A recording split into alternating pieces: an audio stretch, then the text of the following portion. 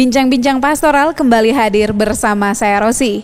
Saat ini kita berada dalam masa Prapaskah dan kita akan berbincang mengenai materi katekese. Hadir bersama saya Ketua Komisi Kateketik Keuskupan Ruteng, Romo Stanis Harmansi. Selamat pagi Romo. Selamat pagi Rosi. Apa kabarnya Romo? Ya, kabar baik. Romo, bisa Romo jelaskan tema umum katekese umat pada tahun 2020 ini, serta tema pertama pada materi katekese dalam masa Prapaskah ini? Terima kasih Rosi. Tema kita untuk tahun ini masih terkait dengan tema Sinode 3 Keuskupan Ruteng, terutama untuk program fokus tahun kelima. Ya, program fokus tahun kelima itu tentang penggempalaan, dan kita mengambil inspirasi dari Injil Yohanes bab 21 ayat 15 sampai 19. Gembalakanlah domba-dombaku. Itu kurang lebih tema umum terkait dengan katekese tahun 2020 ini. Dan persis saat kita mau berbicara tentang penggempalaan ini, pada saat yang bersamaan Keuskupan Ruteng mendapat anugerah terpilihnya gembala baru Monsinyur Sipri, sehingga untuk menginformasikan kepada umat tentang pentabisan ini ya bisa digabungkan dengan kegiatan katekese yang akan dijalankan di setiap paroki. Untuk tema Prapaskahnya Romo?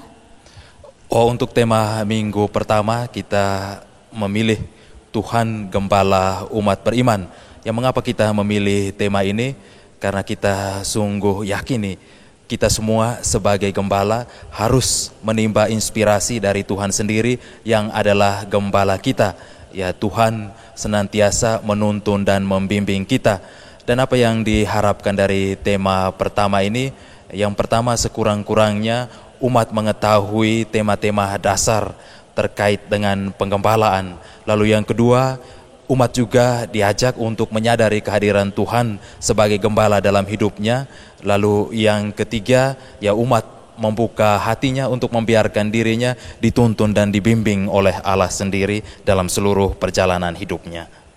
Oke Romo, untuk teks kitab suci yang diambil pada materi Tuhan Gembala Umat Beriman, mungkin bisa Romo ceritakan tentang teks kitab suci yang diambil?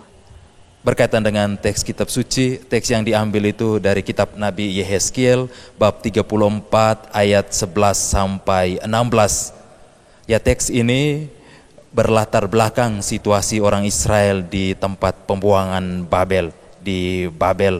Dalam situasi seperti ini, ya sebagaimana kita tahu ketika orang berada jauh dari negerinya karena penjajahan atau karena diambil secara paksa oleh orang lain, ya tentu saja dalam situasi seperti itu ada perasaan bahwa mereka menderita dan juga mereka merasa ditinggalkan oleh Yahweh Allah mereka. Dalam situasi seperti ini Yehezkiel muncul, dipilih oleh Tuhan, dipercayakan untuk menyampaikan kepada mereka bahwa Allah tidak pernah meninggalkan orang Israel. Dia senantiasa menuntun dan membimbing mereka pun dalam situasi buruk yang sementara mereka alami, bahwa situasi buruk ini pada saatnya akan berlalu dan mereka kembali menikmati kebersamaan dan persekutuan dengan Allah yang baik untuk mereka. Ya, kurang lebih seperti itu.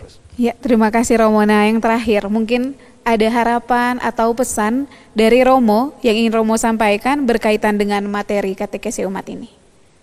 Ya, harapan paling pertama ya tentu saja semua paroki bisa menjalankan kegiatan katekese ini.